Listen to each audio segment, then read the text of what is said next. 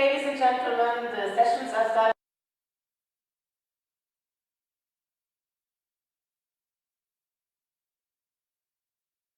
We should start. It's very nice.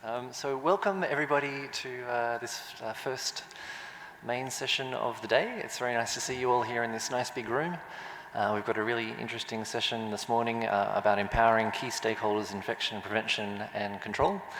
And my name is Andrew Stewardson.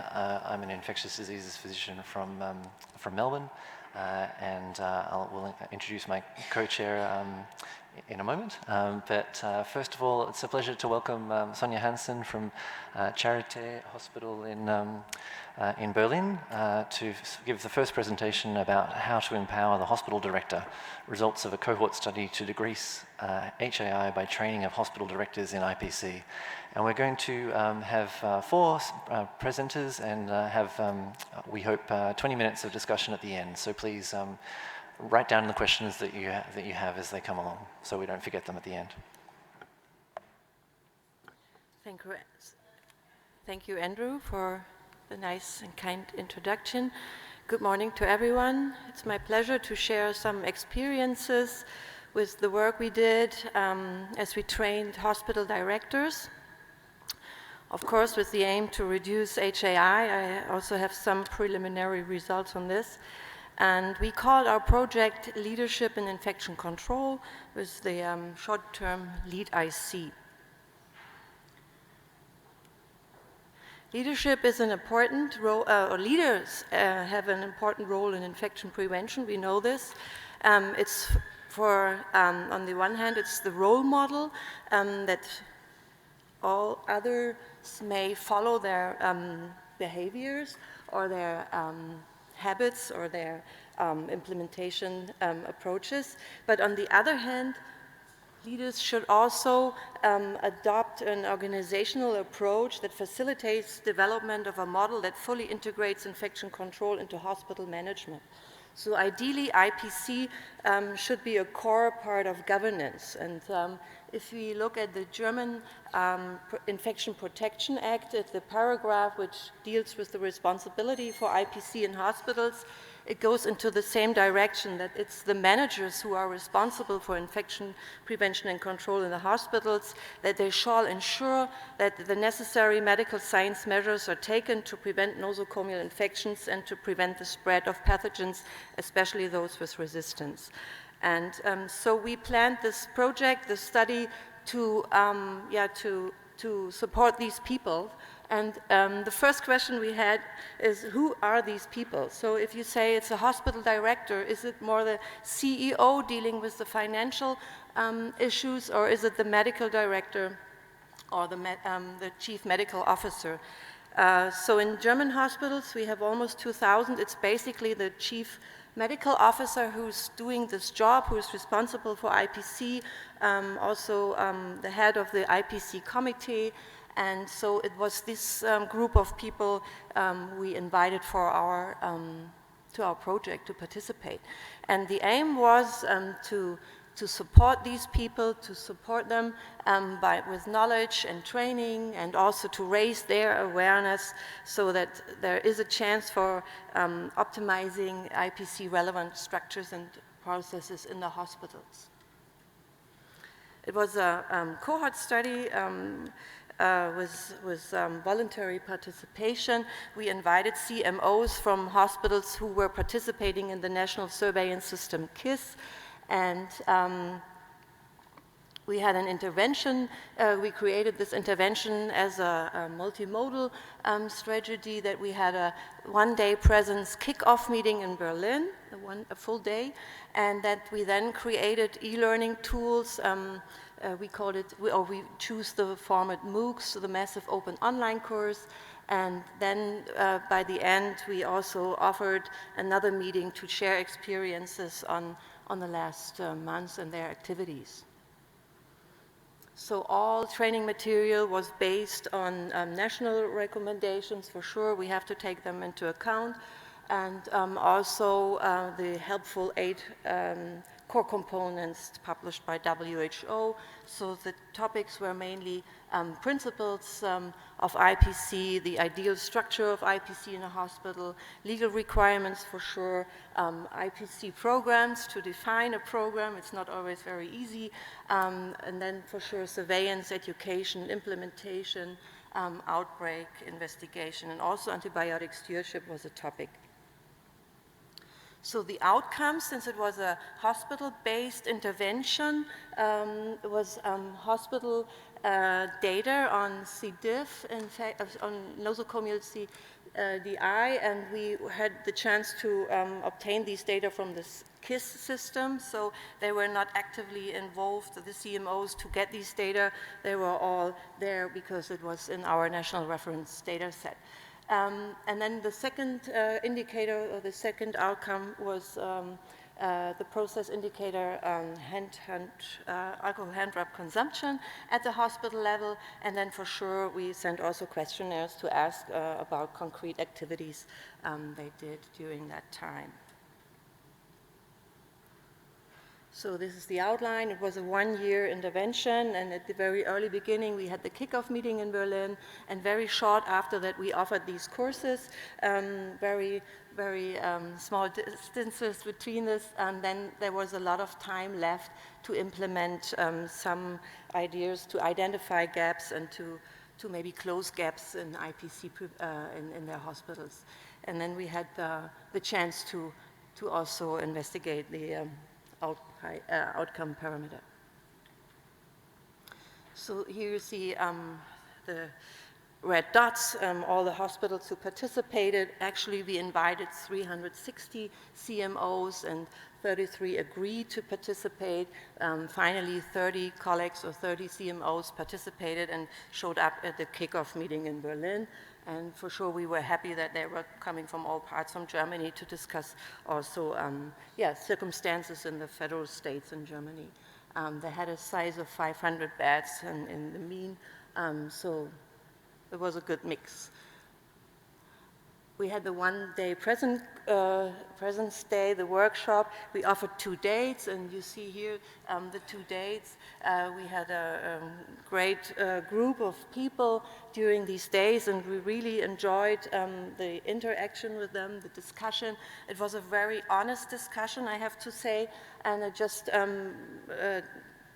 wrote some quotes on this slide to give you an impression how the discussion started. That one CMO said, until my appointment as a medical director, I didn't know that I'm also responsible for IPC. So it's a knowledge gap here. And the other one was saying, as a medical director, I carry the responsibility in many areas of my hospital. This IPC is falling behind. So this was what he was saying at the early beginning of that day. So there was another very honest, or not that honest, but maybe interested person. I do not have a structured IPC guide that I can work with as a medical director, so I need a concrete guidance to work here in this field. And then at the end of the day, for sure you want to hear this, it was great to hear that one says, now I finally understand that, and IPC is a priority in my hospital. So it was a good day to raise awareness, and it was also good that there was an interdisciplinary discussion and that they also discussed between participants and gave advice how they do things in their hospital. So it was not only us from the front as an IPC team, but also themselves who really were engaged in the discussion.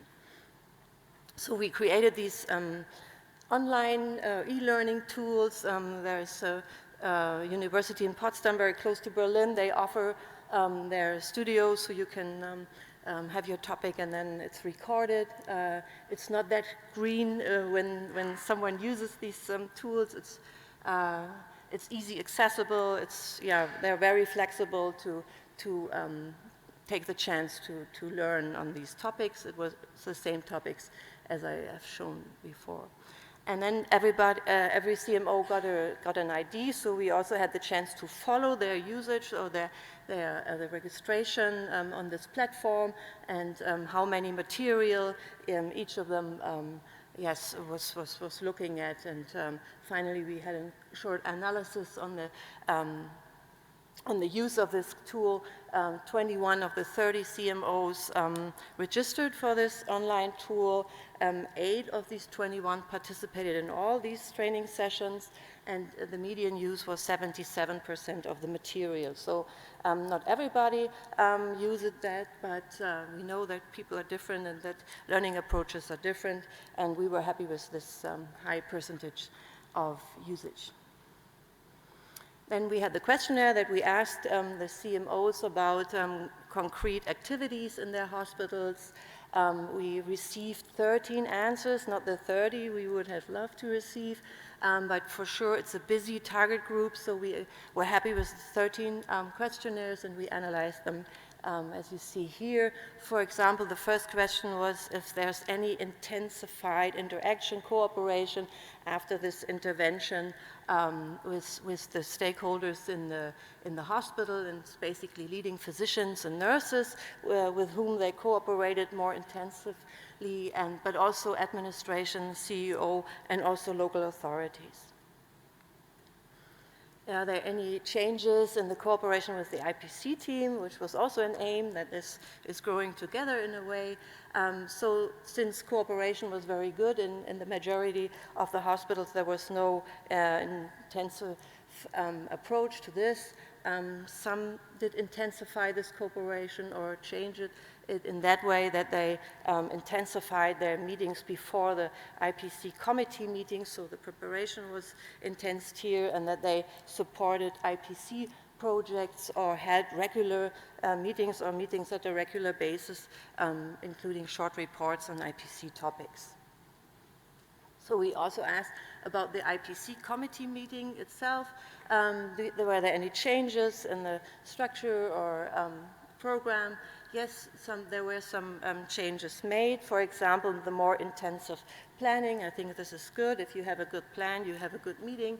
Then also the extension of participants, that they also included, for example, the cleaning service to participate in this committee meeting. And the last point, which I liked most, was that the link physicians, the physicians with a special interest in infection control, must report their activities, the distribution of IPC topics and information on the ward, so they were more supervised in that role as before.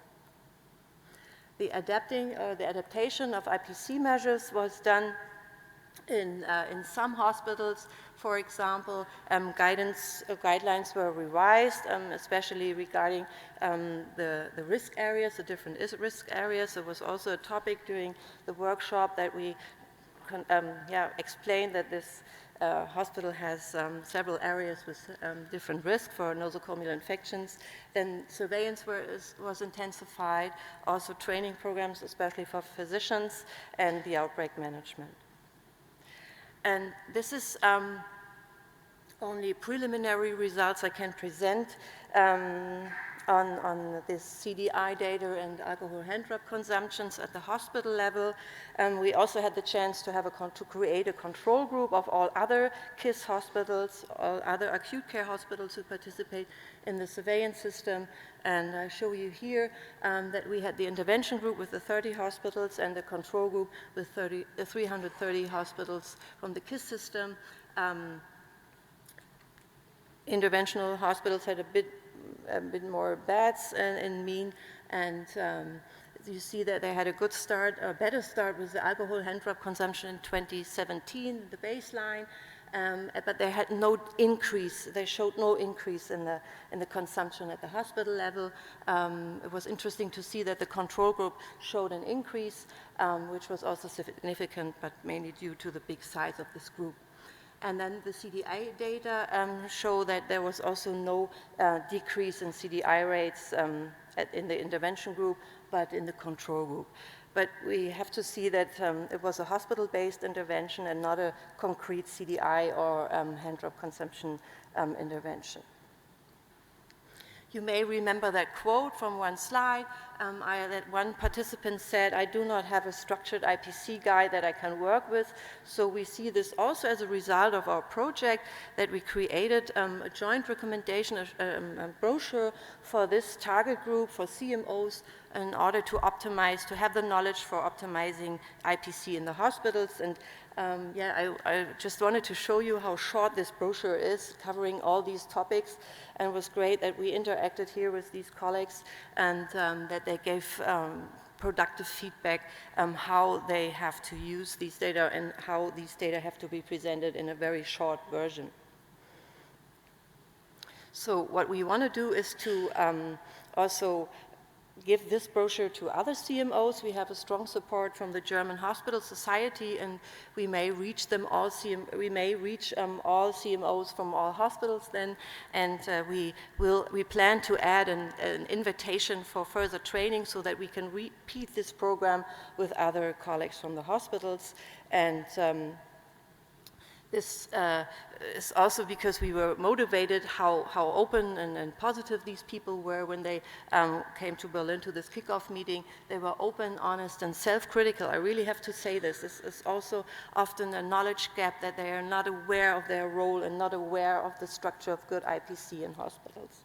But for sure, it was voluntary-based participation, and they had a personal interest. If you remember the German Infection Protection Act, that they are responsible for IPC in the hospital. There was a variety of changes in the hospital, because it was their role to identify gaps and to close these gaps in the hospitals. We saw, unfortunately, no increase of hand drop consumption or decrease in CDI, but we will follow these data, and we have the post-interventional data then in 2020 available. We want to expand this and train more CMOs in Germany. We still work on this way how to do it. And we think the one-day presence workshop seemed to be a good format, a good approach to communicate with the target group and to have this interdisciplinary discussion, which is very, very helpful also for us to identify barriers for IPC on that level. And then for sure we have a further look on process and outcome indicators, that we have a result on this, hopefully, when we have maybe a bigger group of CMOs. Thank you.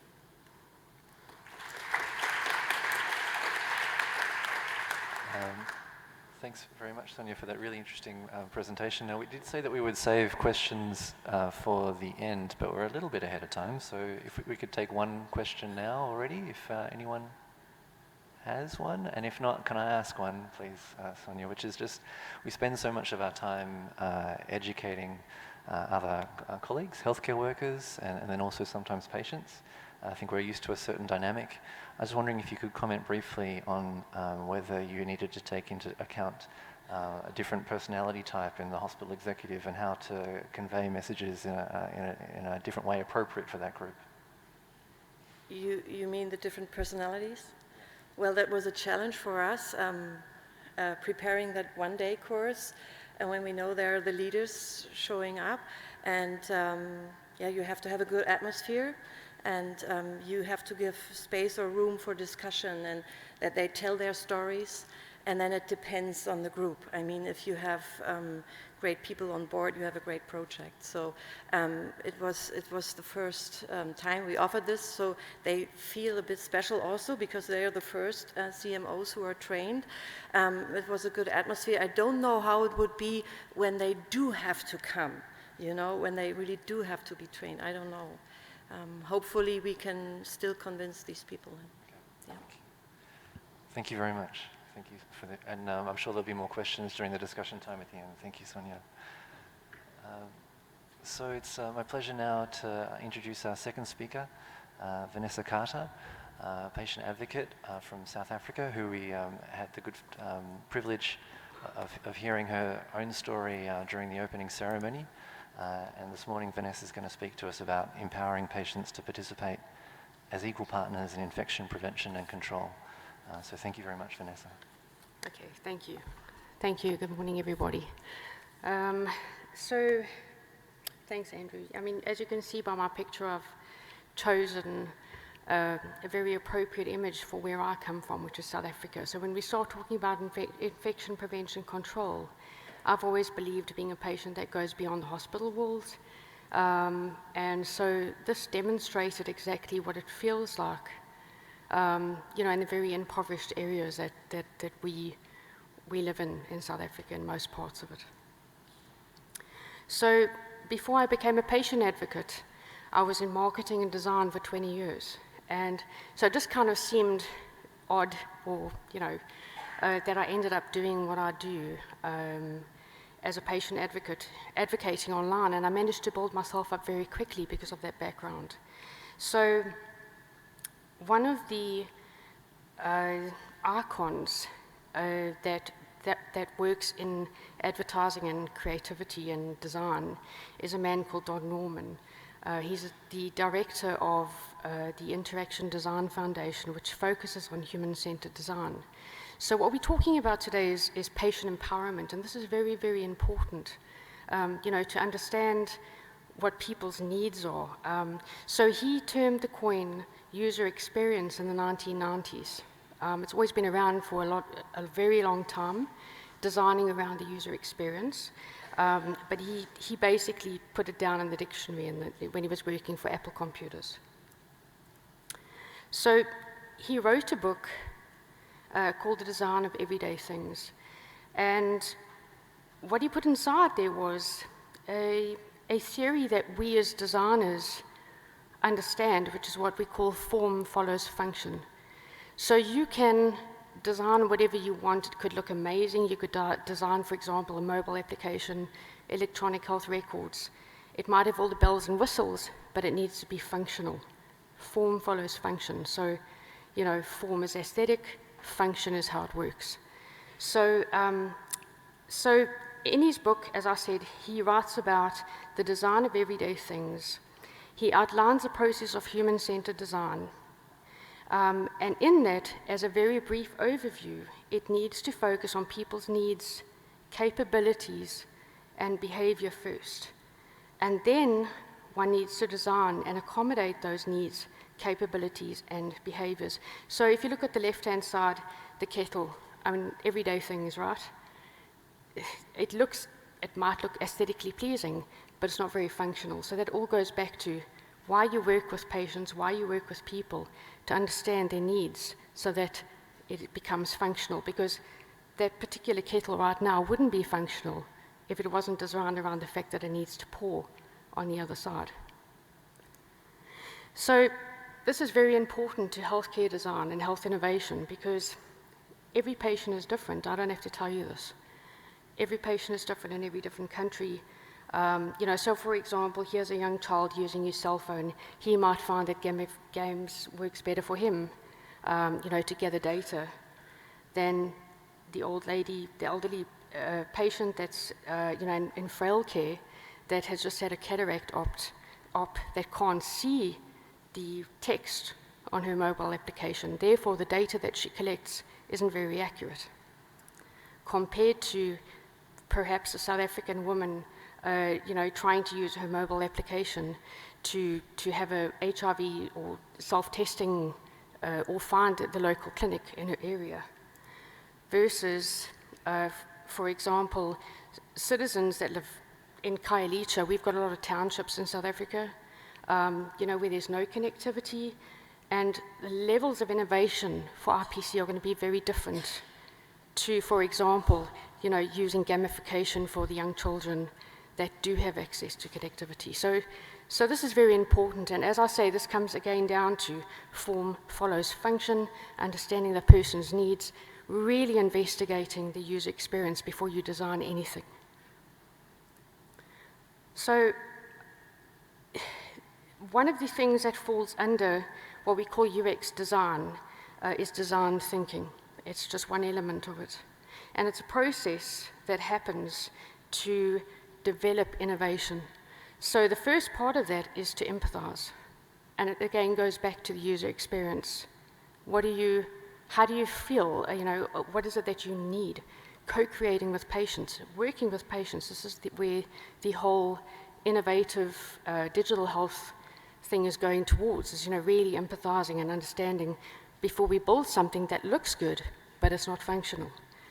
The second part of it is to define what needs to be built. Sorry, just go back again. Third part is to ideate, so I don't know if you've ever seen a lot of these design thinking workshops where everybody's kind of coming up with different ideas. That's what needs to be promoted, especially with patients. I think it's lacking because for somebody like me, I've worked in this for a long time. I'm a Stanford University e-patient scholar, and what they teach us working with IDEO is exactly this. Share your ideas. Which, a lot of people say to me, that's what makes you different when you speak, is that you actually been taught to talk about what you think might help. And that's what I think patients need to do, is somehow to share their ideas. And then to prototype and test. And it's a reiterative process until eventually you find the end result. So this was me, the lay patient. I'm going to use my experience now, because I can't use anybody else's, because obviously, I know that one story is not going to change everything, but it's the only thing that I have right now to talk to you about. So this was me when I had a very bad MRSA infection. In my bone, we thought it was in my bone, it was on my face, and I'd also built up an allergy towards Chloromex, which is a topical antibiotic. I had no choice but to learn how to take care of myself. Infection prevention, I had to be extremely strict. So when it comes to design thinking, one of the most important things that you have to do is to ask a question. And we normally start that question with, how might I? And so for this presentation, I'm going to use my experience, and I'm going to quickly go through a couple of things of how might I have empowered myself to deal with RPC. And then perhaps you could apply that, if you ever build, for example, innovation hubs or so forth. How do you ask patients? How do you propose that question to them? So, number one, I didn't understand it, which obviously falls under the umbrella of health literacy. There was a lot of information missing. I was thrown into the healthcare system, and I suddenly had to deal with this massive infection to save my face. So one of the biggest things, being in marketing for 20 years, that I noticed was that before I was admitted to hospital, no information was ever given to me. It didn't prepare me for what I was entering into. And I felt that that could have been so much better, instead of, to say, well, you need to, wash your hands while you're in bed because of, you might spread it to other patients, but you also might make your own infection worse. So this was being in marketing, I'm also one of those people, I walk around and I start auditing things, and comparing how could this work in healthcare. So this was a flight, this is a domestic airline in South Africa. They brand the food trays. They prepare passengers, and basically if you compare ourselves, we are passengers of healthcare. Patients are passengers of healthcare. So I think what's always bothered me is we put the advertising at the wash basin, right? I feel that's very healthcare centered.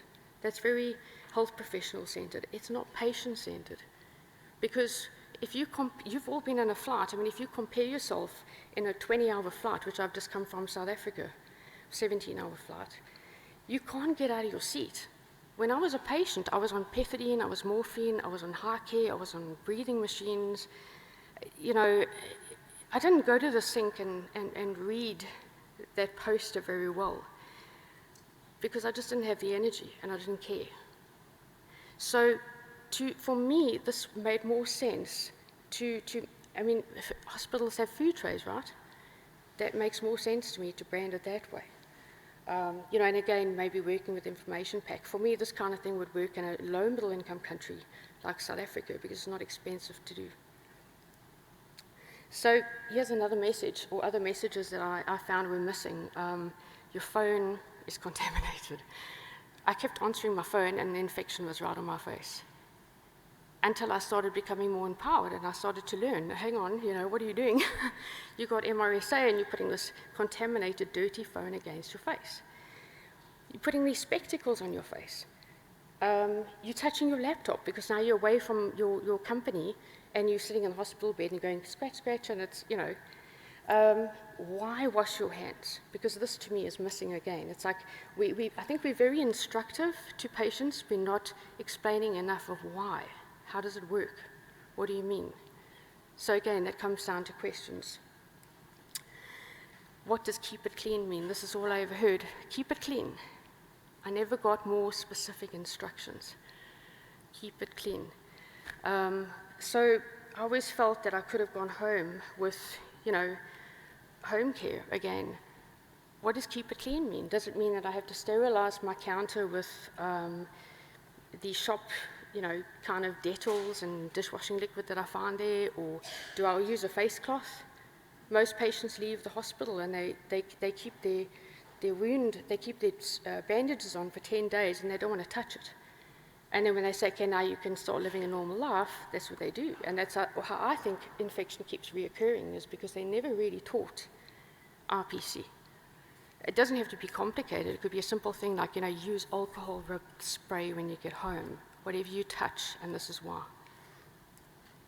So here's another example. I went through about 1,000 of these iPads. My doctor at the end told me he's going to employ me in surgical theatre because I was like an iPad professional to try and protect myself from all the bacteria and things that were flying around.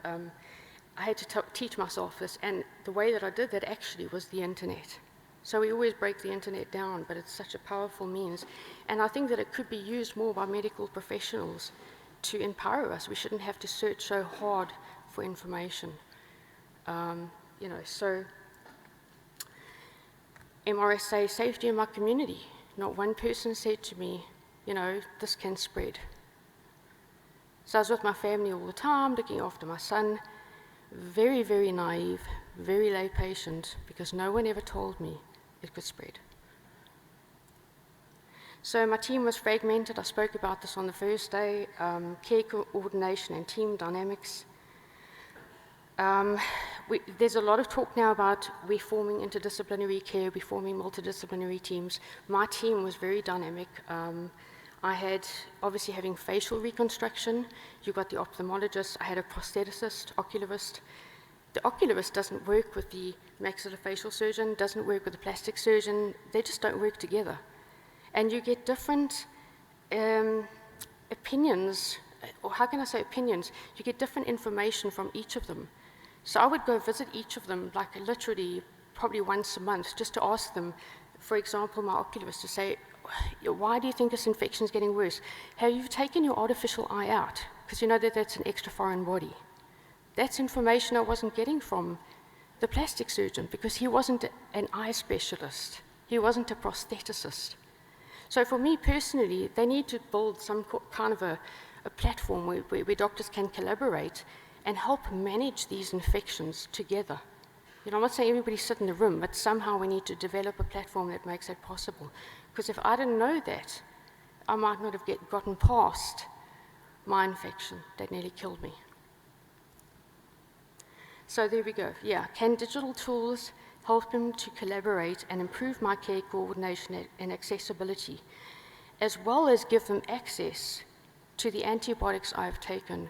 I still can't understand why everybody's building different electronic health records. We need one, where all the doctors can see what's being prescribed. That was one of my biggest problems, that you know, MRSA, everybody's prescribing methicillin. So there was a very big disconnect between me and my healthcare providers. And so I found days where, I'm talking here about tracking adherence to antibiotics, provide education about IPC and drug resistance, track infection progress daily. Yeah, I mean, there were days that I would look in the mirror and think to myself, am I imagining things? Can I see the prosthetics showing through my face? I'm too scared to phone my doctor, because he doesn't have this data. He doesn't know for the last 2 weeks what I've been experiencing. So why don't I have a lifeline? Why don't I have a place where I can track every day, and you can actually see the deterioration, and then send that to my doctor, and he says, no, no, no, you need to come in right now. And why haven't you been adhering to antibiotics? Because this is so important. We've got so much technology to do this, but we're not using it effectively. And of course, capture the data on the medical record, so you've got a holistic picture. I wish, when I get admitted to hospital now, I mean, I had MRSA in 2013. I have had hospital admissions afterwards. I have to volunteer the fact that I had MRSA to every doctor that tries to prescribe me methicillin first. That needs to be, again, going back to the central place. So here's where I get to healthcare social media, and I'll be finished in a second, but going back to my profession before this, I was in marketing. So this was another gap that I saw in healthcare. When I talked about the internet, we need to be disseminating reliable information for patients. You know, the internet was first made publicly available in the 1990s, and back then the term cyberchondriac, patients were labeled as cyberchondriacs. They cannot participate. And that is so counterproductive to e-health, because you're telling the patient, you must go home and you mustn't collect your data or look up any information. But now we're talking about surveillance data. So how do you expect patients to participate if you're telling them not to? So this is really important. So number one is to teach healthcare professionals why the web and social media matters. This should be from medical schools, the ethics, you know, things like don't consult online, what you should be disseminating, scientific research, disseminating, things like hashtags, how to use them properly, you know, how to compose your tweets. So, so one of the things that I do in South Africa is I moderate a Twitter chat for the last 3 or 4 years. It's the first South African Twitter chat, healthcare Twitter chat. This was one that we did during World Antibiotic Awareness Week, where I invited a whole lot of different organizations like the Find Diagnostics, Antibiotic Guardian, which we've also just brought into South Africa now, the Africa CDC, National Institute of Communicable Diseases, a couple of universities. It ended up being 24 different stakeholders, including patients and IT professionals, and so on. And so through that, on the hashtag HCSMSA, we had 1.475 million impressions. Now, what impressions means is 1.4 million people saw it. It was a 60-minute chat. How do you reach 1.4 million people in 60 minutes on social media? We used reputable organizations, we used people that were talking, you know, the guests that participated were really directing the conversation in the right direction. We had 42 participants. And so Twitter, it makes it possible for that message to spread very wide and far. It's very different to Facebook, very different to LinkedIn, because that's more of a closed network. That's why Twitter has been called the gold standard of healthcare, because it's open access. You reach the rest of the world. You reach a lot more people. So this was also something else that we did. Now, I work with a platform called Simpler. And Simpler is, it was something that I was taught through Stanford University, being an e-patient scholar. It's an academic medical platform that records analytics. So this was the copy, a little bit of a copy of the transcript. Okay, so getting back to user experience, because that's how I started, and this is how I'm going to try and end. When you use social media and you start using these conversations, and you start seeing what people say, and you ask the right questions, you can start picking up a lot of data from that. Everybody I've heard this at this conference has talked about very one-sided communication, but these social media platforms are there to create conversations. So here's an example. For example, this was data that I extracted from the listeriosis outbreak in South Africa last year, where there was 80,000 tweets sent out on the hashtag listeriosis on the day that our Minister of Health announced where the source of the listeriosis was coming from. 80,000 tweets. So it kills me when people say the public are not online. The public are not online. We can't use that for healthcare. We can't use that for infectious disease. We can. Here's the data right there. 80,000 people panicked during the listeriosis outbreak.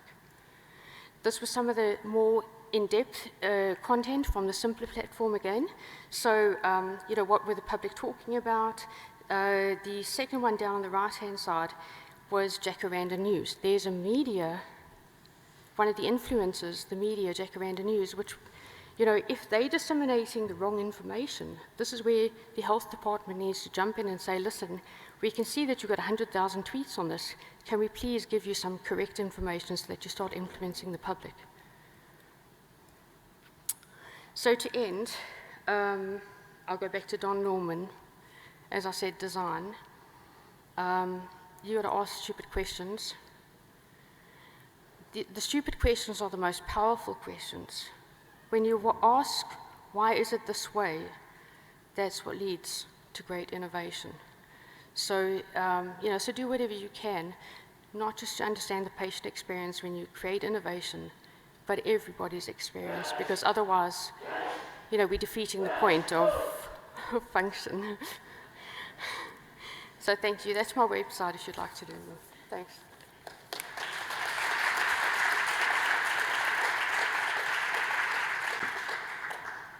Thanks so much, Vanessa. So we'll move on and save questions for the end. So it's a pleasure to introduce our third speaker for this session, and we're moving on to empowering ward nurses. So how to empower ward nurses and the role of the Global Alliance for Prevention and Infection Control.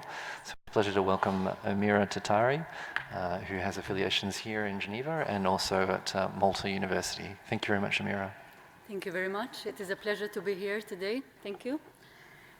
I'd like to take on from where Vanessa left on the importance of the role of educating patients, teaching, empowering, and now shifting into the healthcare workers, the nurses. I have no disclosures, nothing to declare. I'd like to introduce myself. My past background is as a nurse. I trained as a nurse, and I work in the clinical surgical wards and intensive care also, and then I specialized as infection preventionist. And currently I'm teaching at the University of Malta, and also I'm a research fellow at University of Geneva Hospital. So I'll come back to these experiences a bit later as we go along. So we've all heard about the Nursing Now campaign of the WHO, and I would like to invite you to watch this short video, and we come back to it after.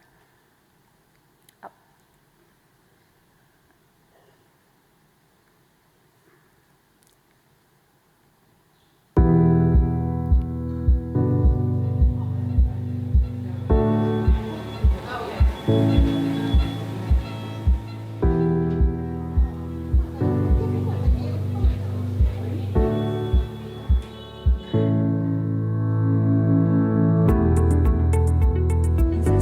1976,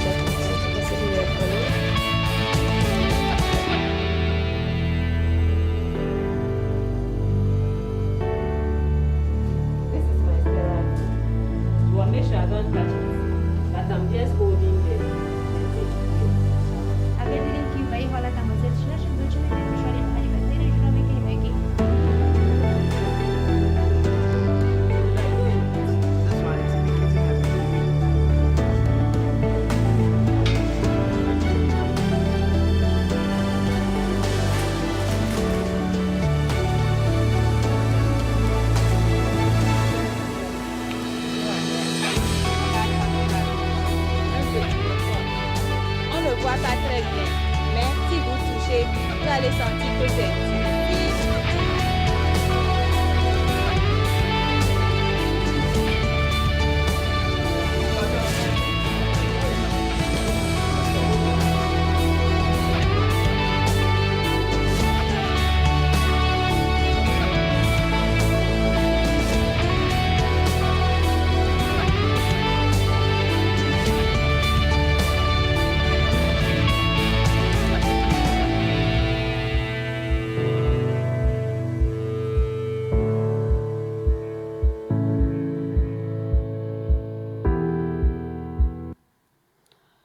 So that was to introduce the Nursing Now and this nice video that the WHO has conducted. The Nursing Now campaign is very timely with the talk.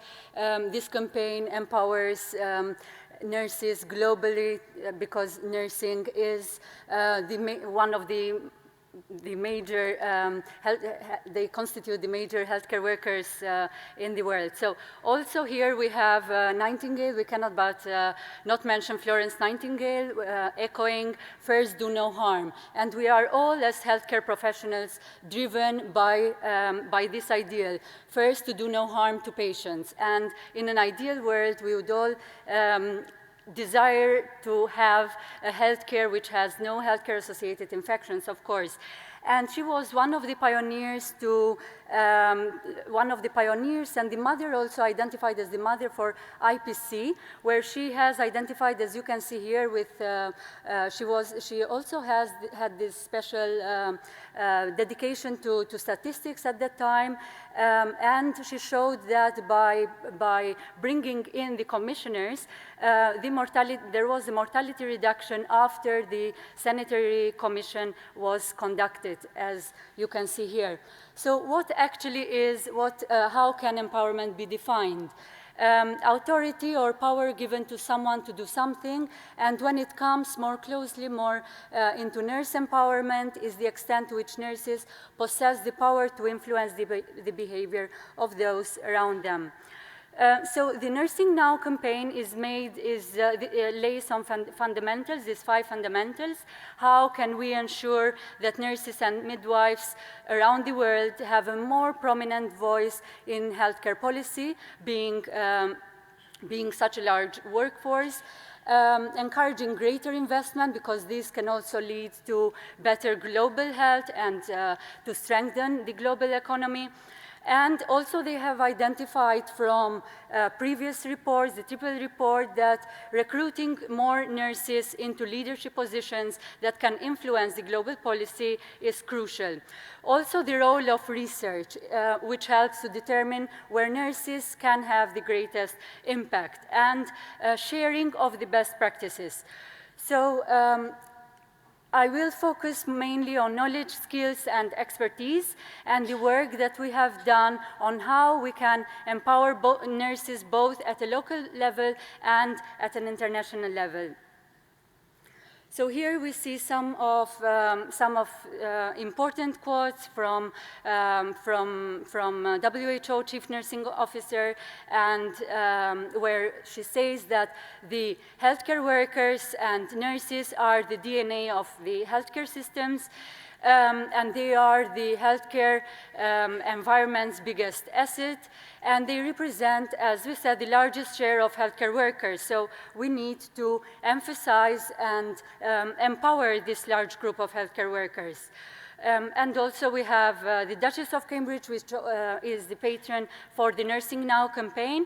Dr. Tedros, from the WHO Director General, also has identified that they are a force that can realize health for all. So a force that can realize universal health coverage, which is also the current aim in order to fulfill the Sustainable Development Goals. And what is important that is mentioned from the last quote that we have here, it is time now, it has been identified that it is time to give nurses more recognition, investment, and also influence. When it comes, there is this nice paper here from Jules Storr, patient safety and how is this related to the actual impact. to nursing empowerment, leadership, and collaboration. However, the evidence supporting the exact nursing contribution to patient safety through empowerment, leadership, and teamwork is limited, and further research in this regard is needed. So why is it important to empower nurses in infection prevention and control? One of the topics, of course, that we know is the problem that there is with a low compliance in hand hygiene. And this has been well evidenced, and the WHO throughout the years have been encouraging and identifying key messages for healthcare workers and nurses on how we can play a role as nurses in the healthcare facility, as frontliners, as middle line leaders in the healthcare facilities in order to improve hand hygiene with our patients in the daily life. And you will find on the website these messages. Now, when it comes to my local hospital back in Malta, where did we start from? We started back in 2009, where we had a big problem with MRSA bacteremias. As you can see here, we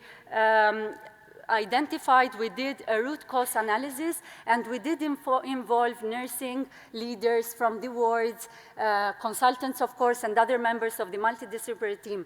But it was key to involve and go through the care that nurses were giving in order for us to identify what the actual root cause was. And some of the major problems that we identified were related to IV lines, so peripheral inserted catheters and also central venous catheters. And we did a lot of work on this, and this has impacted, as you can see. Also on the overall hand hygiene compliance, we can see that this campaign that was conducted in our hospital did have a good impact. We can see that the impact on the compliance was higher, the hand hygiene compliance was higher for nurses. However, it did take time. It was a long process, but we did a lot of work, and we did see some good results.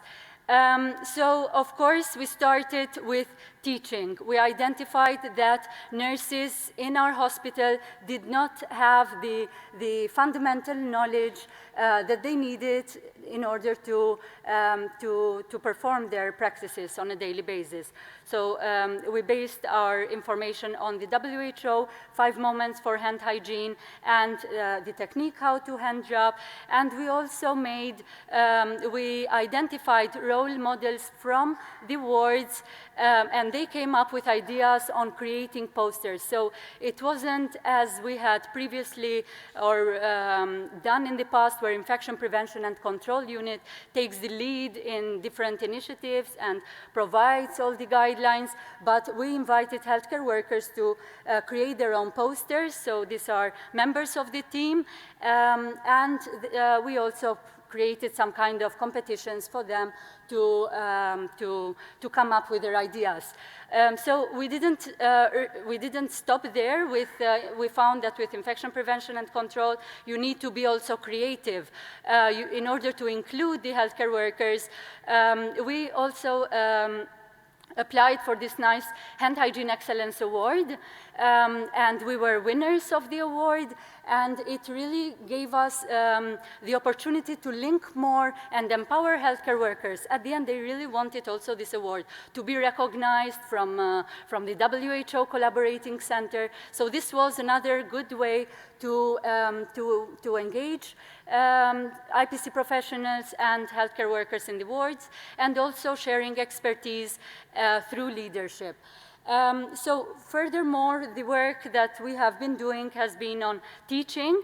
Education and training is one of the core components that evidence from the core components for IPC, robust IPC programs need to have identifies that it is vital to have, to perform teaching strategies that are participatory and include healthcare workers at the bedside, if possible, with simulation training in order to have an impact on HAIs and prevent infections. So there are studies that have shown, as we can see here, the impact of having simulation-based training in order to, as we can see here, to reduce catheter-related bloodstream infections. But how much of this evidence are we bringing to the nurses in the wards? When we had the discussions during our training with them, this was one of the points, that when it comes to evidence-based medicine and being scientific, these papers and these results are not going much to them.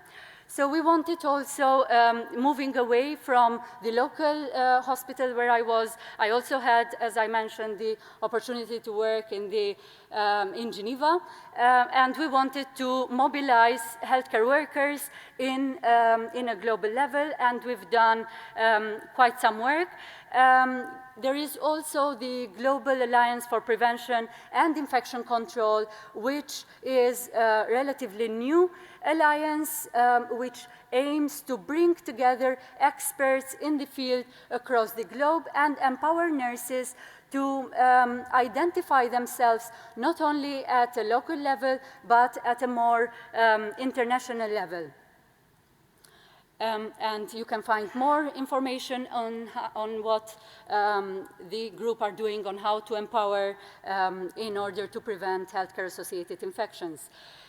So our training component was based on having identified that there isn't standardized training for professionals in hand hygiene, for example. How do we train in Geneva healthcare workers for hand hygiene? It might be different in other countries.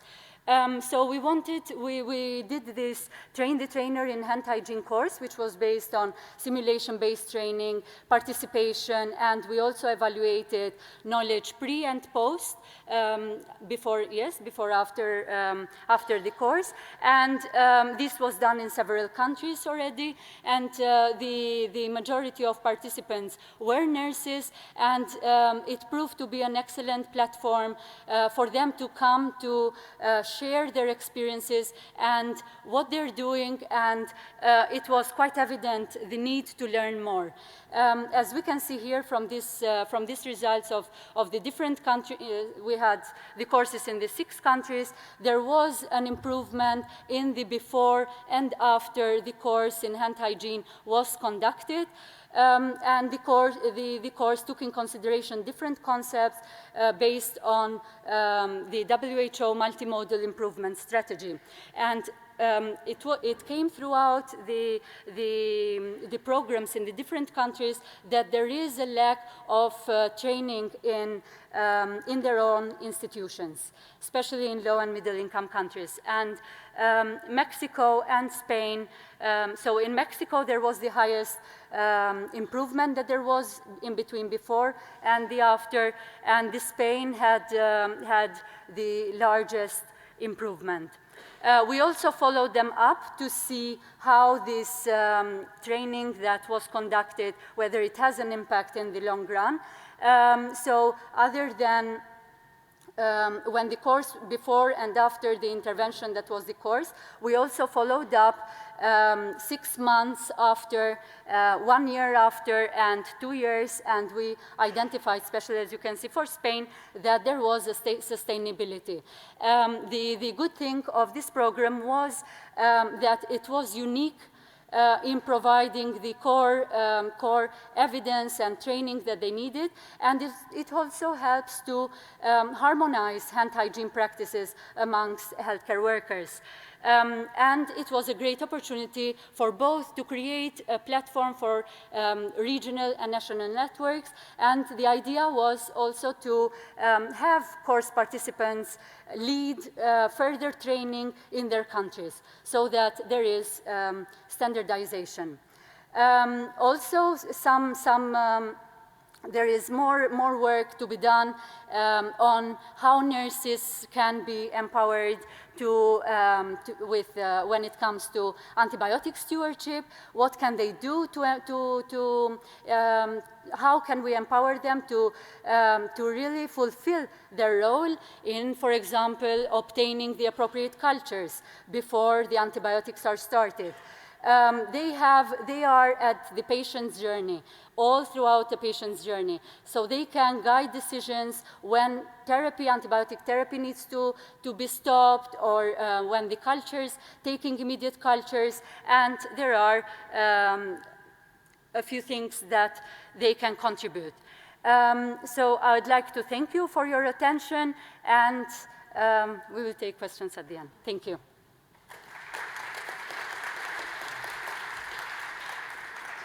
Thank you very much, Amira. And we're going to finish up with our last speaker back where we started, from Charité Hospital in Berlin, in Germany. And it's a pleasure to welcome Michael Benke, who will give us an idea of how to use data to get a better overview of infection prevention data to support infection control nurses and doctors. So thank you very much.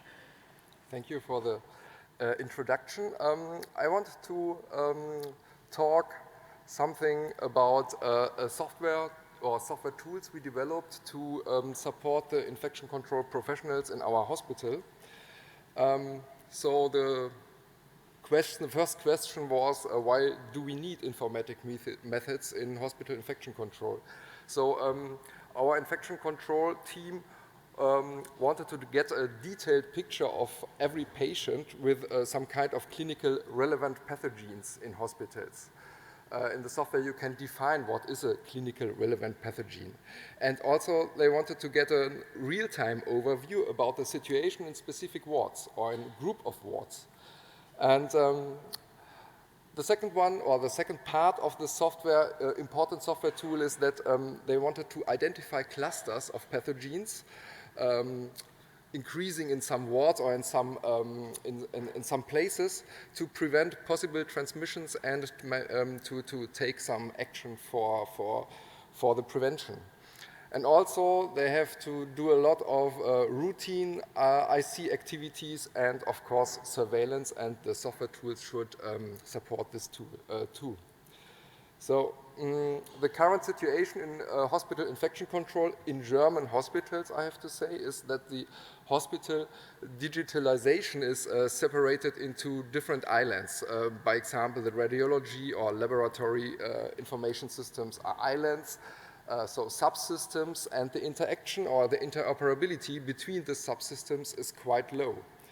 And the development, the software or the digital development in these areas, of infection control especially, is quite slow if you compare it with other industry domains like social media profiling or something like this. And another problem is that often the support from the hospital IT department is limited for the infection control team. They have priorities, and of course their main task is to keep the hospital infrastructure running and not to support the subsystem or subgroups of the hospital in a specific way. So there are commercial products which could help us, but if you use them, you have some disadvantages that you think about to buy this product. So for me, the most important disadvantage is intransparency. It's natural that they want to hide their information. They hide some kind of application programming interfaces that you cannot get on the data or directly to the databases they use. And so we decided that's not sufficient for the IC management requirements we need. So we decided to develop software by ourselves.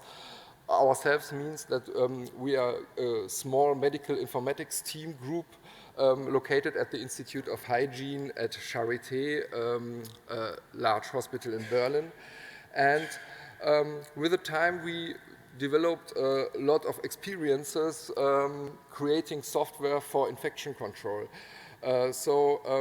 One of the software with the largest user community, about 3,000 users using the software, is 2005, the German surveillance portal WebCAS, and also the Point Prevalence Survey portal. And the newest development is the software I talk today about is the hygiene portal and the cluster alert system.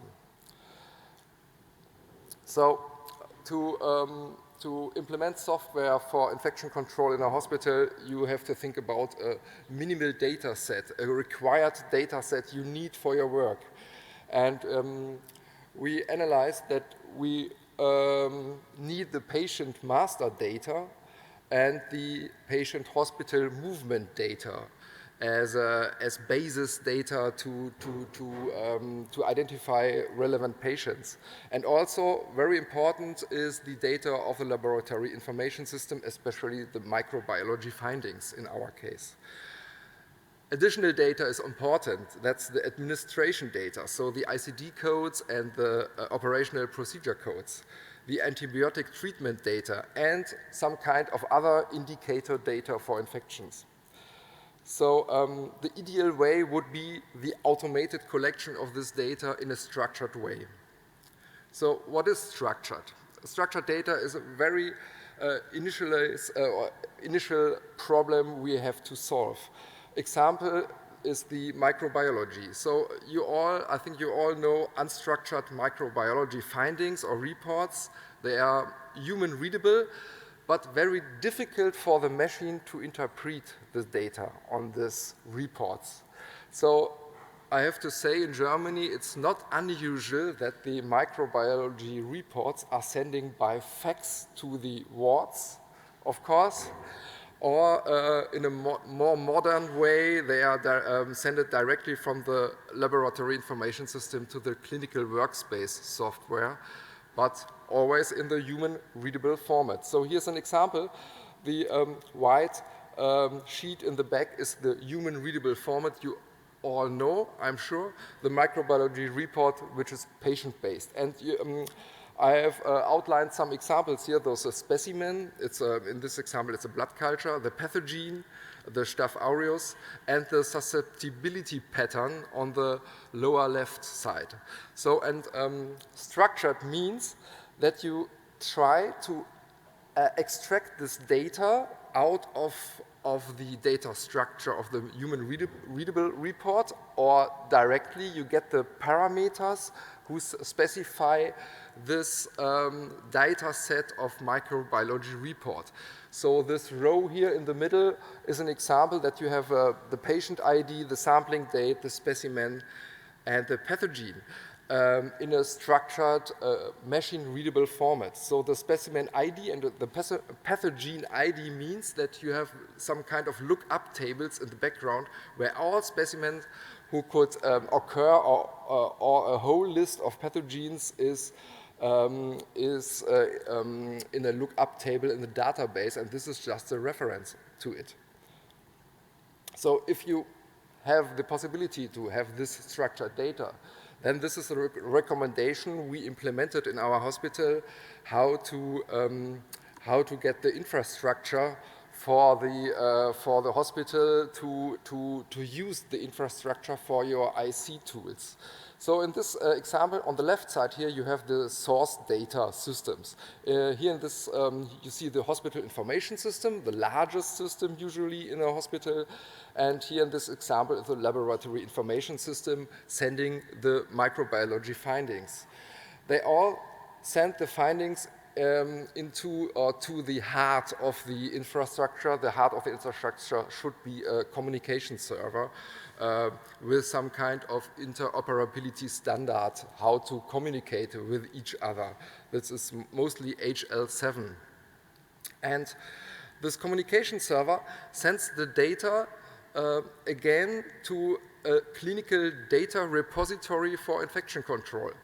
So the clinical data repository, the main domains or the main elements here are two databases. The first database, the online transaction processing database, is a database where you can write data very fast, but you cannot read data very fast. So for reading data, you have to do some kind of extract, transform, and load methods to initialize or to transfer the data of the fast database to a data warehouse where all data you can get in the hospital you collect in a way that the read is very fast. Because you have to imagine there are millions of microbiology isolates saved in this data and millions of movement data of patients. So and this data warehouse is the main source for all applications or algorithms you want to develop for infection control, where all the data we have seen in the minimal data set are stored. Okay, we tried to use this concept in our hospital. It's a large tertiary hospital with about 3,000 beds. The hospital is divided into 3 campus divided in the city, in different areas in the city. And on duty are 17 ICP nurses and 6 physicians using the software regularly.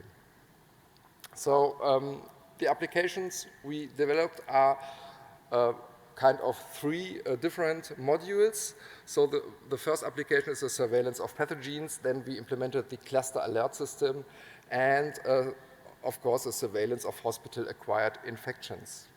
So the surveillance of pathogens is one main tool our users use every day.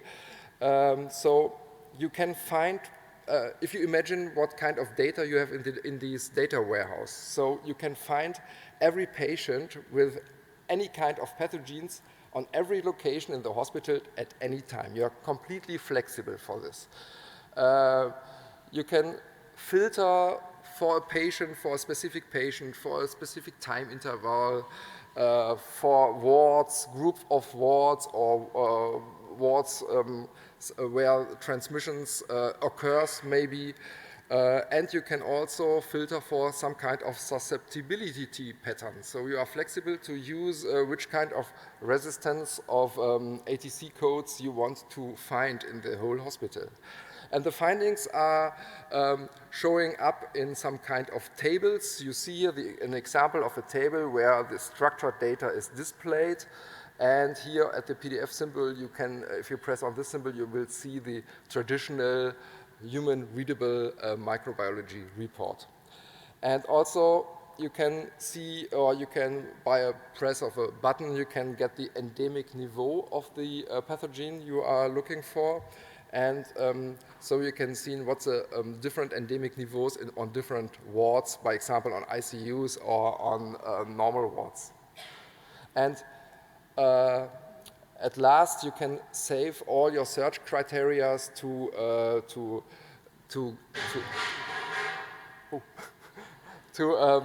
ask for them again on next day or to save them for your colleagues. Okay. We implemented a concept of events. An event, here I would like to present you some selected events. An event can be that a patient, a hospital readmitted patient, have had a positive pathogen case at his last stay at the hospital. And if this patient comes back to your hospital, then the system creates completely automatically an event. Another event, important event, is that you have an in-house patient with a positive pathogen case, and for this patient, the laboratory system sends to the hospital infrastructure a new microbiology finding. And the third event I selected here is if you have a patient in the hospital without any positive pathogen case, without history of pathogens, and this patient will get a new microbiology finding with a clinical relevant pathogen. That's another event the ICP nurses has have to react on. So we introduced these events. How does this workflow goes? The system creates the events as we saw in the slide before. The events, every event is referenced to a specific ward. And the events are also assigned to the ICPs because it's depending on the ward. Every ICP is also referenced to ward. Every ICP gets a number of wards she or he is responsible to. And then the ICPs get their own event list on a day to process the events. And as they are processing the events, they can document in the system the events and the measures, the infections of the patients, the measures, the isolations or decolonizations they are starting, and also they are sending alert flags to the regular hospital information system so that the healthcare workers on the wards will recognize, oh, here's a patient with a specific pathogen I have to care about. This is an example of an event list. You see, so the events, the patients, the kind of event, and which ward was triggering the event, and also the event date. An important feature is that every event has to be acknowledged, so every confirmation of an event is mandatory. So every event, so we are sure that every event is seen by an infection control worker and is acknowledged. So if you imagine you have this kind of data in your data warehouse, you can do a lot of reports.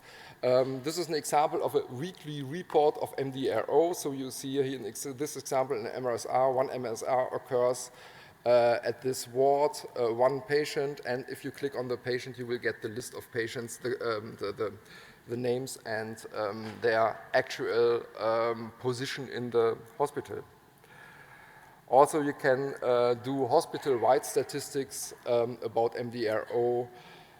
This is an example of the of the development of the last years. And the next system I want to talk about is the cluster alert system, CLAR.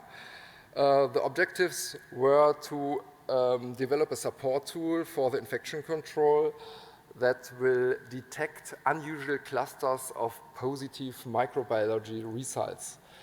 Very important was that it's easy to use. The user interface has to be easy that the infection control nurses will use the system. And all our systems have to be web-based, so they are running in the intranet of the hospital with no installation efforts. You can define rules where to search and when to search and what to search for clusters, and also you can define one department or a group of departments where the search algorithms will get on. So this is an example of the graphs of how the tool works. So here at the x-axis you have the time interval the search criteria will look on. Here you have the amount of pathogens the system founds. And you see here some kind of endemic niveau, and this red bar here is a kind of unusual cluster of this species the algorithms detect. To be sure, because we were at the development stage, we were afraid to miss some clusters, so we wanted to get sure, and we implemented more than 5 algorithms who are capable to detect clusters. And all these curves are the algorithms, and if an algorithm cross the bars, then an event is detected. That's the principle. You can adjust which infection control professional will get alerts, email alerts, if clusters are detected. And this is an example of an alert they will get. The alerts are completely anonymized, and if you click on the graph in the email, then the system will bring you to the more detailed data in the application. This is an example for the epidemiologists to identify possible transmissions.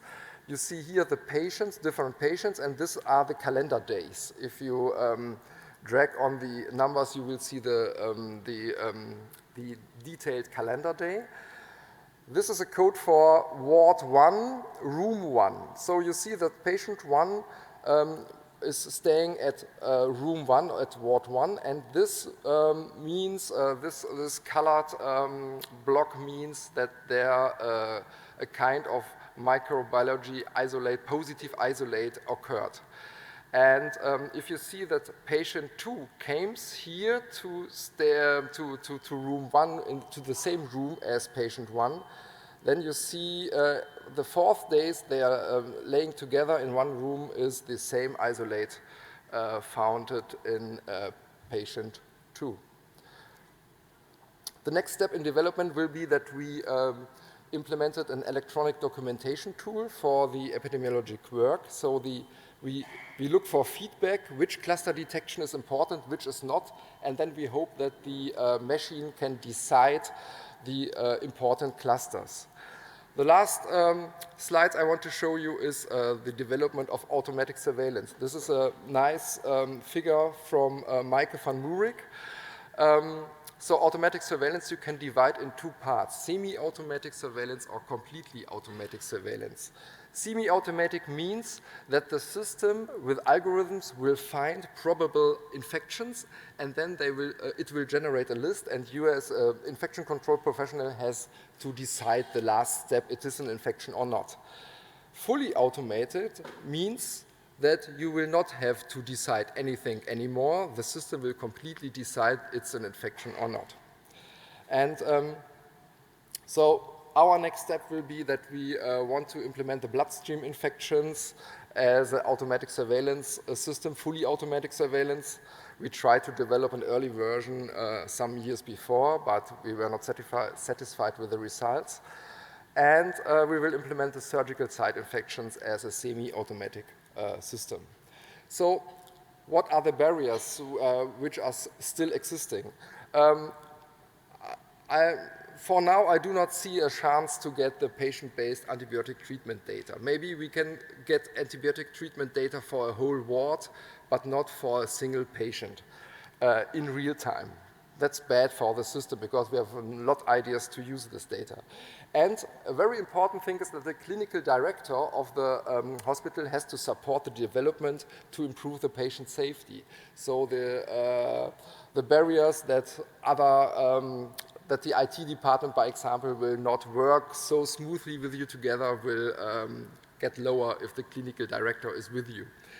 So the conclusion is that the hygiene portal, these tools are established since last year, beginning of last year.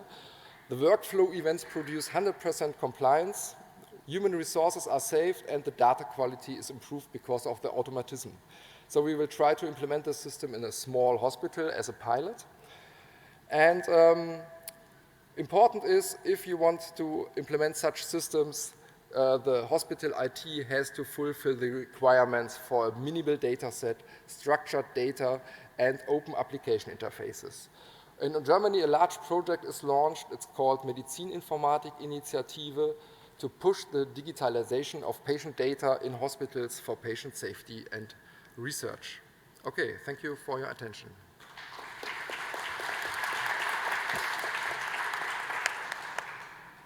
Thank you so much. So we have some time now for questions from the floor. We've covered a lot of ground. We've had empowering of chief medical officers, patients, nurses, and then using data to empower our infection control teams. So lots of topics. And yeah, if you have any questions, please indicate. Over here. Hello. I'm glad you said we could ask stupid questions, Vanessa, so I'll ask a stupid question. Because there's a lot of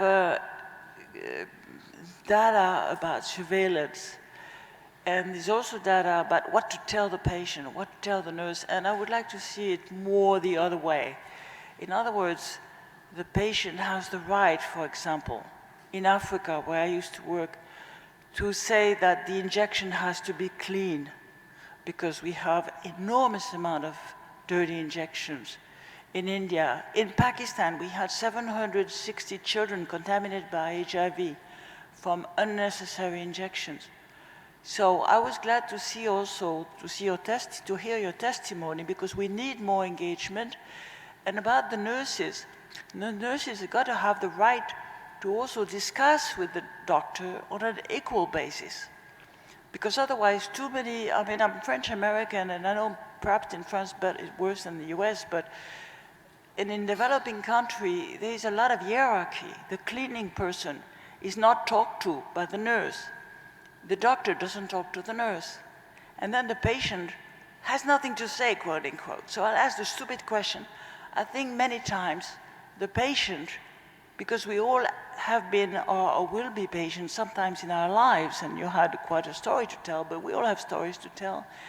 I mean, the fact is, we have experience from life, and we are intelligent, we have our own training, we have our own background, and we've got to ask questions. And yesterday I'm very moved by Mike Ryan from the WHO and his struggle against Ebola. I've lived in West Africa, I've seen Ebola in West Africa. It's very, very moving. And yesterday, we were told that if it was not for, if we could stop hospital-acquired infection, then Ebola epidemic would have died out already a while ago, like we were able to control SARS. And today, a last comment, I work on antibiotic resistance.